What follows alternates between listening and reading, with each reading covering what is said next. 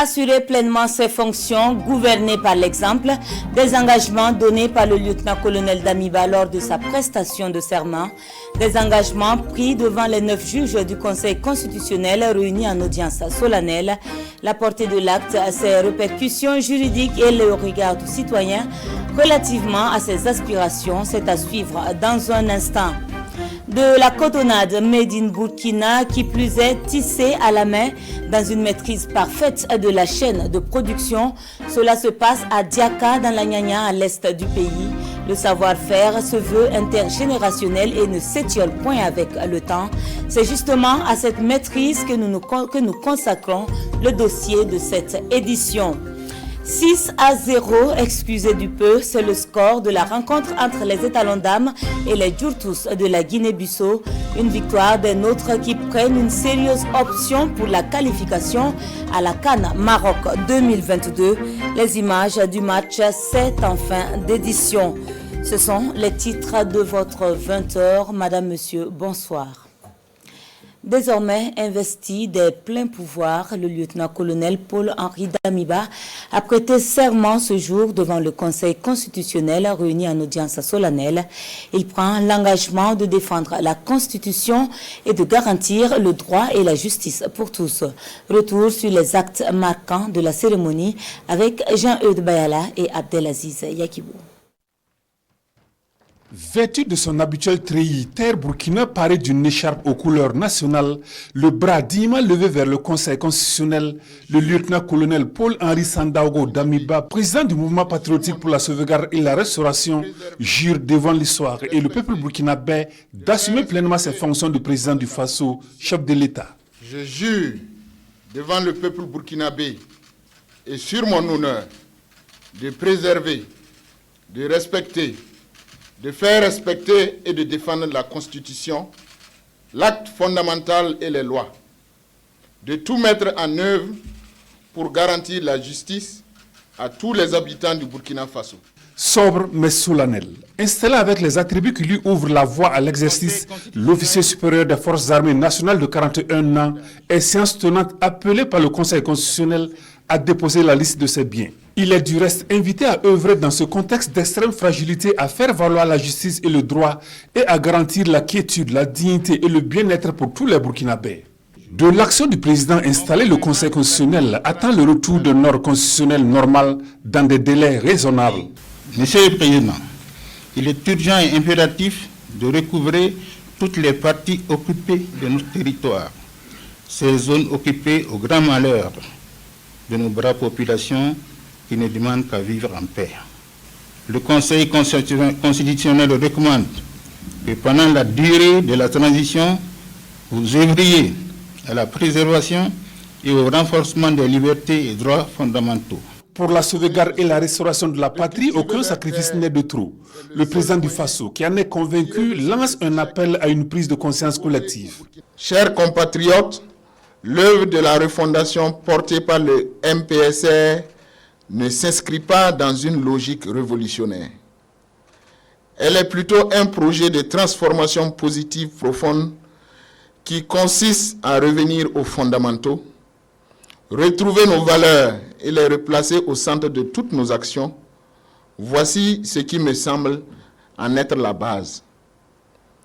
Loin des grandes théories, il s'agit d'intégrer dans nos comportements de tous les jours, quelles que soient nos origines, notre métier, nos responsabilités ou notre réalité sociale, la valeur d'intégrité dont notre pays porte le nom. Personne ne pourra accomplir ces changements à notre place. Et le MPSR, s'il porte ce projet de refondation, n'en est que la locomotive. Il faut en effet que l'ensemble des wagons puissent se mettre en branle pour faire de cette refondation une réalité. Le MPSR, pour sa part, assumera le rôle historique qui est le sien dans la droite ligne de sa vision. La restauration de l'intégrité de notre territoire comme priorité absolue passera par une réorganisation de l'ensemble des forces combattantes afin de les rendre complémentaires, interopérables, pour un maillage efficient du territoire. Les raisons d'espérer le mouvement patriotique pour la sauvegarde et la restauration travaillera à les redonner aux vaillantes populations essoufflées par les affres du terrorisme, promet le président du Faso. Paul-Henri Sandaogo Damiba, qui s'engage aussi à asseoir une nouvelle administration débarrassée de la corruption et fondée sur les qualités et les compétences humaines. Au-delà de la priorité sécuritaire, la transformation que les Burkinabés appellent de tous leurs vœux doit également s'opérer au sein de l'administration et dans la gestion de la chose publique. C'est pourquoi nous allons procéder à une dépolitisation systématique, méthodique et progressive de l'administration publique. Seules doivent prévaloir les compétences techniques et la probité. De même, la lutte contre la corruption, véritable serpent de mer dans notre pays depuis plusieurs décennies, doit prendre une nouvelle dynamique.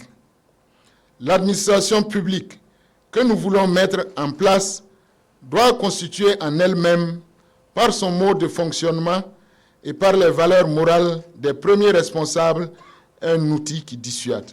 Tout en s'inclinant devant la mémoire de toutes les victimes du terrorisme, Paul-Henri Sandaogo Damiba a salué l'élan de solidarité manifesté par la communauté internationale à l'égard du Burkina en cette période difficile de son histoire. Mieux, il dit rester disposé à travailler et à renforcer les liens avec tous les partenaires qui partagent les préoccupations de son pays. Une prestation de serment qui trouve son fondement dans la décision du 8 février dernier du Conseil constitutionnel reconnaissant le lieutenant-colonel comme président du Faso. Mais pourquoi un serment et non une investiture? Quelles sont les conséquences juridiques attachées à l'acte? Jean-Eudes Bayala et Maïmouna Traoré ont tendu leur micro au maître assistant de droit public, le docteur Émile Ouedraogo. Je jure devant le Conseil constitutionnel, le lieutenant-colonel Paul-Henri Sandaogo Damiba, président du mouvement patriotique pour la sauvegarde et la restauration MPSR, prête serment. Il se prête ainsi, selon Dr Émile Ouedraogo, à une exigence prévue par l'acte fondamental du MPSR et la Constitution. C'est aussi une exécution de la décision du Conseil constitutionnel à travers laquelle il reconnaît le président du MPSR comme président du Faso, chef de l'État, chef suprême des armées et par conséquent prêtera serment. La Constitution prévoit que les décisions du Conseil constitutionnel s'imposent à tous, y compris aux autorités publiques, constitutionnelles et juridictionnelles. Mais ensuite, c'est une obligation qui est prévue dans l'acte fondamental. Et je crois que ce sont ces considérations qui font qu'un serment est organisé aujourd'hui. Mais pourquoi une prestation de serment et non une investiture? On a une charte de la transition à venir, donc il me semble que nécessairement le chef de l'État qui sera désigné va encore devoir se soumettre à une prestation de serment à la fois sur la charte et la Constitution, mais aussi une véritable investiture. Et investiture qui se distingue de la prestation de serment. L'investiture est symbolique, mais on va procéder aussi au transfert des ornements républicains au président de la République. Vous savez que dans certains États, on a l'investiture sans le serment. Et dans certains États, on a les serments aussi sans. Il y a des États comme les États-Unis ou encore le Bénin où le serment a été fait 2 fois. Donc, il me semble que ce n'est pas une nouveauté et qu'on peut encore faire un serment et une investiture en bonne et due forme. Cette prestation de serment donne alors au président du MPSR les instruments légaux pour exercer ses fonctions de chef de l'État. Ça permet en fait cette prestation de serment au chef de l'État d'avoir les coudées franches du point de vue constitutionnel, de prendre en fait les décisions qu'il faut pour assurer la continuité de l'État. Donc ça donne nécessairement une certaine option de légalité à ces décisions. Et il n'est plus le citoyen lambda comme vous et moi, il est doté d'une certaine dignité constitutionnelle parce que le serment implique des responsabilités. Responsabilité à la fois d'être le garant de la Constitution et des institutions républicaines, responsabilité à la fois de veiller à ce que la justice soit en tout cas exercer de la même manière et de manière égalitaire en tout le monde. Et responsabilité de veiller à ce que la continuité de l'État et le respect des engagements du Burkina Faso et la question sécuritaire soient assurés et maîtrisés. Vous voyez qu'il y a une grande responsabilité qui pèse sur le nouveau président. Une légalité acquise devant les membres du Conseil constitutionnel et en présence des responsables des différents corps militaires et paramilitaires et de personnalités, dont des présidents d'institutions. Et relativement à cette actualité, nous recevons à présent le directeur de la télévision nationale, Jean-Emmanuel Ouedraogo. Bonsoir. Bonsoir, Ruth Ouattara. Alors, que retenir de cette audience solennelle et surtout du discours du chef de l'État?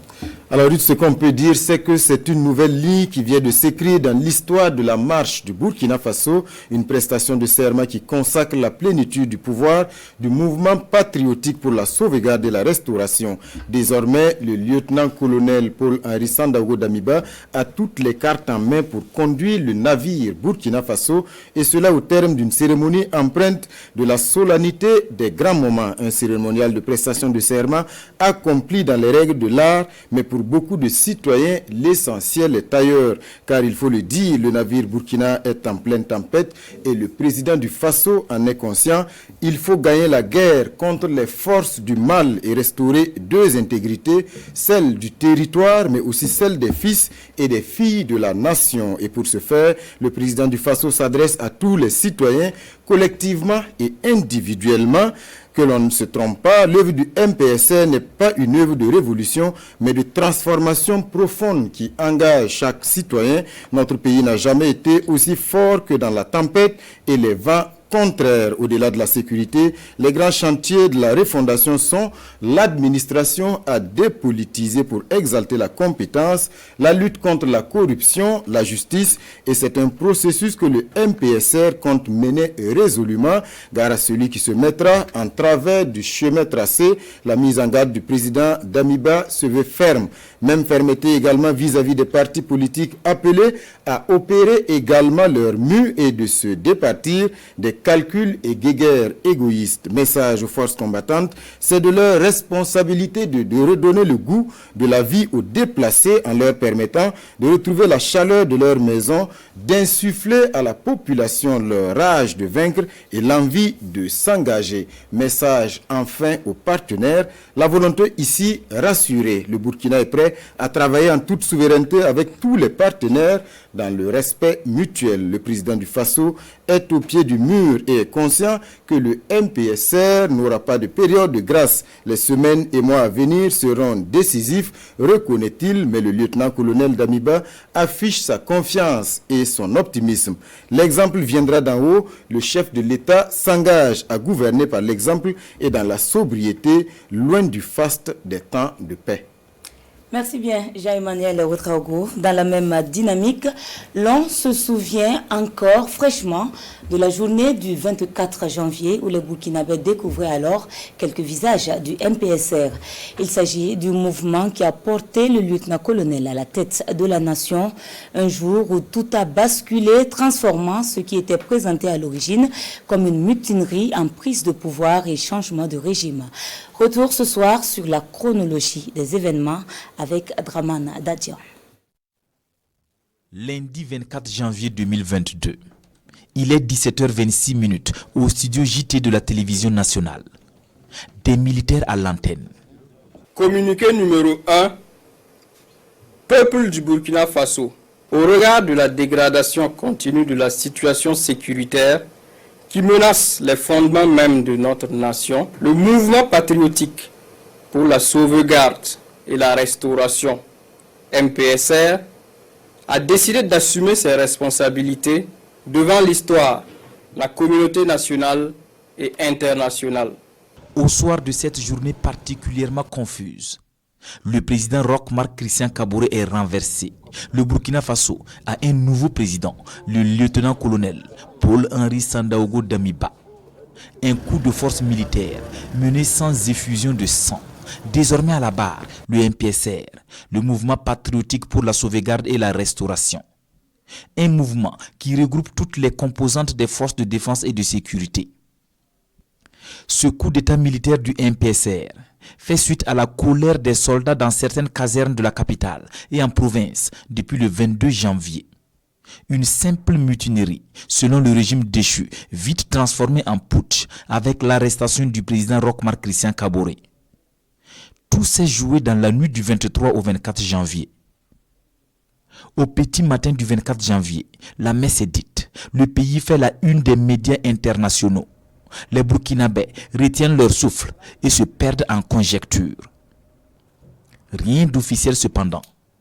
La chaîne, toujours au cœur des grands événements, est sous bonne garde. Il est 15 heures. Un cortège lourdement armé fait son entrée dans la cour de la télévision nationale. C'est bientôt la fin du suspense.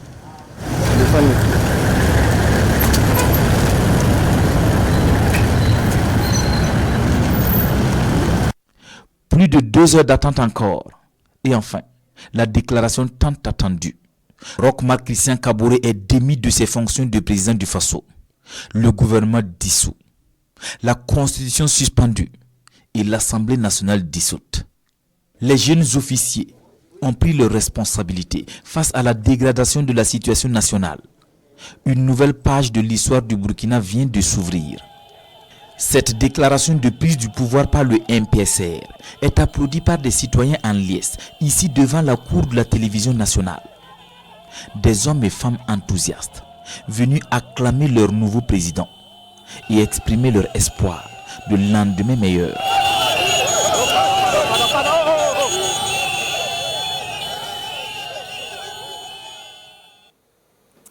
Dans l'actualité également, rendons-nous à présent à la frontière entre le Burkina et le Mali pour une analyse participative des dynamiques de conflits et des opportunités de paix dans les régions frontalières.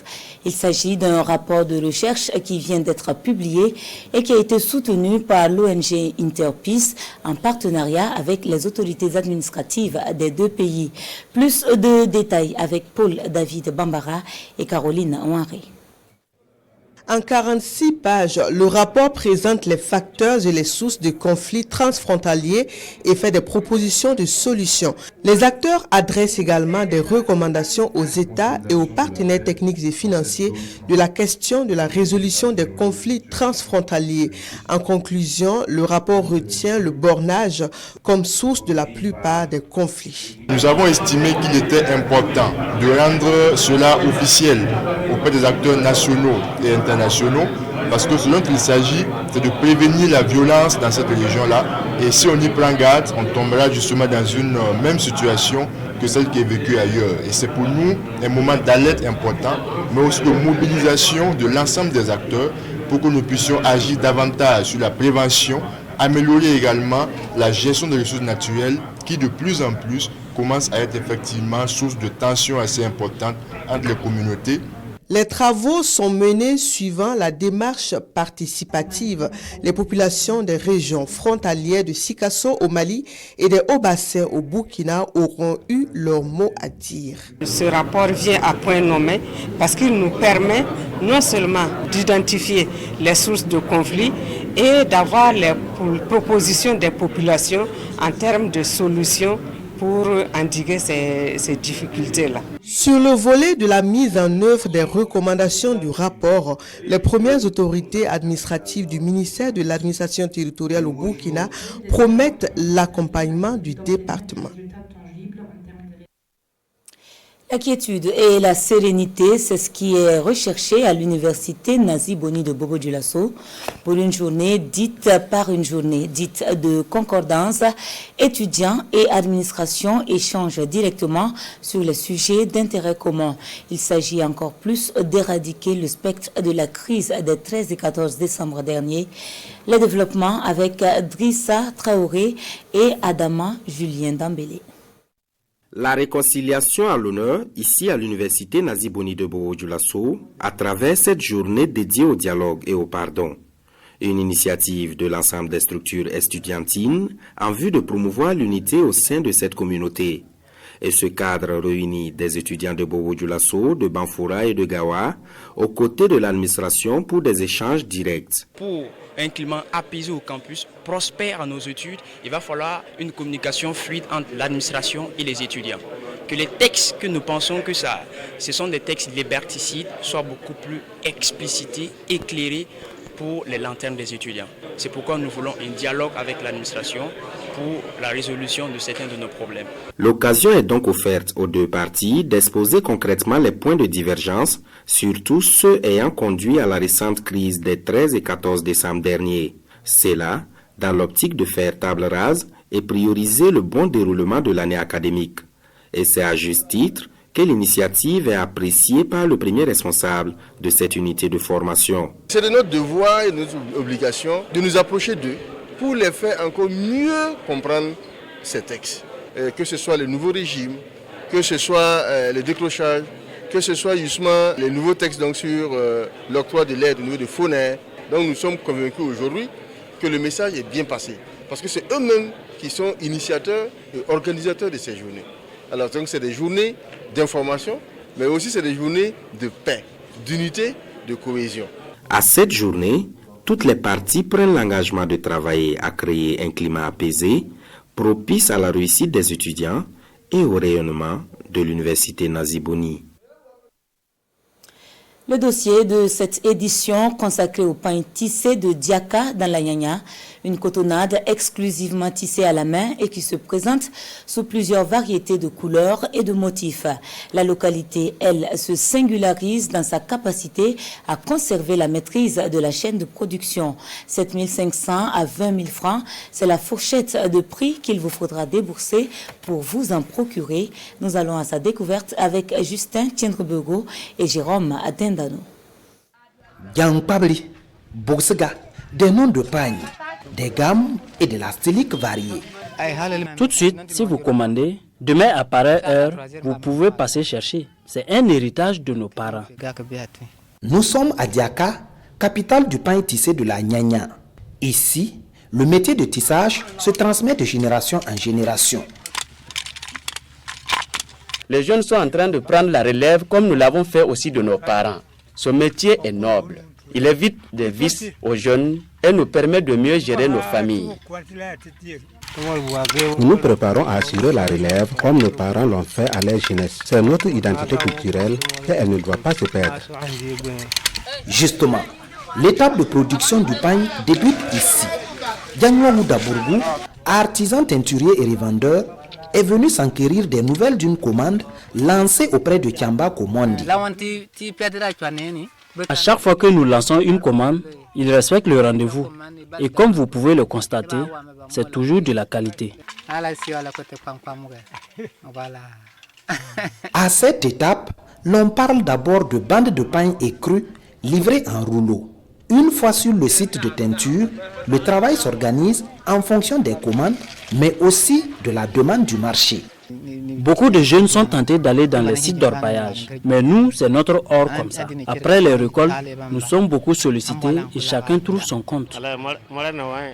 Actuellement, c'est la période des mariages et ces pagnes sont beaucoup sollicités. En tout cas pour l'instant, nous faisons de bonnes affaires, mais après le marché devient morose.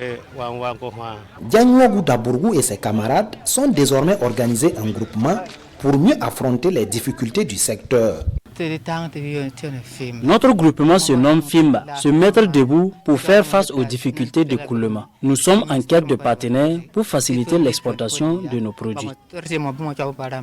À la direction régionale en charge de la culture de l'Est, la contribution de ces artisans à la sauvegarde des valeurs culturelles est saluée. En fonction des localités, des motifs varient. Donc il y a des pains pour le mariage, et il y a des pains aussi pour d'autres événements heureux ou malheureux. Ces pains de Diaka, c'est des pains qui traduisent les valeurs culturelles de la province. Donc c'est des pains qu'il faut valoriser, qu'il faut pérenniser afin que les futures générations puissent en tout cas trouver les pains que portaient les arrière-grands-parents. Mieux, un mécanisme de financement est disponible au département de la culture pour accompagner de telles initiatives, explique la directrice régionale. On les accompagne pour la structuration, pour aussi le montage des projets, pour qu'ils puissent bénéficier du fonds de développement culturel et touristique et puis agrandir leur entreprise. Marceline Bouma plaide pour une consommation de ces pagnes produits au Burkina pour habiller les Burkinabés, une manière de contribuer à la lutte contre la pauvreté et à la sauvegarde de notre identité culturelle. Quelques notes musicales à présent avec les 40 ans de carrière de l'auteur, compositeur, interprète Tal Moutaga. Un anniversaire qui sera célébré au travers d'une série de concerts dans plusieurs villes du pays et d'un dîner gala. Les détails de l'organisation avec Urbain Benito Somé et Oumar Zombré. L'artiste musicien Tal Moutaga célèbre bientôt ses 40 ans de carrière musicale. Pour ses 40 années de chansons, l'auteur, compositeur, interprète de plusieurs chansons à succès prévoit une série de concerts pour communier avec ses mélomanes.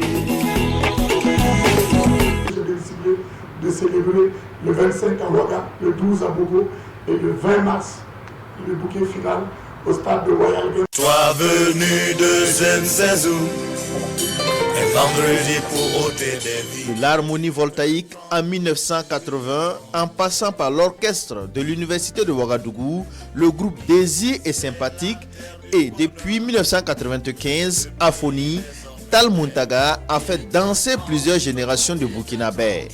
Aujourd'hui, l'homme ne compte pas s'arrêter en si bon chemin. Il veut désormais consacrer plus de temps à la relève. J'ai décidé de mettre en place un centre de formation, pour ne pas dire une école de musique. Il faut que justement on puisse partager l'expérience parce que la vie de l'homme, elle est ce qu'elle est. Aujourd'hui, tu es là, demain tu n'es pas là. Il faut justement déposer des vestiges, permettant aux uns et aux autres de s'inspirer. Après 40 ans, Tal Moutaga dit être globalement satisfait de sa carrière musicale. Et pour le gala de son jubilé d'émeraude, les mélomanes pourront revisiter son répertoire en déboursant la somme de 20 000 francs par personne et 35 000 francs CFA pour les couples. De la musique au sport, il n'y a qu'un pas à franchir. Les étalons dames ont été sans concession ce jour face aux Djourtous de la Guinée-Bissau. Écrasé 6-0, s'il vous plaît. Le match se veut comptant pour l'aller du deuxième et dernier tour des éliminatoires de la CAN Maroc 2022. Une large victoire qui permet au Burkina de prendre une très bonne option pour la qualification en attendant le match retour au Bénin le 23 février prochain. Vous le savez, le Burkina est obligé de jouer à l'extérieur pour cause de stade non homologué. À noter que les deux formations ont terminé le match à 10, chacune ayant eu une joueuse expulsée.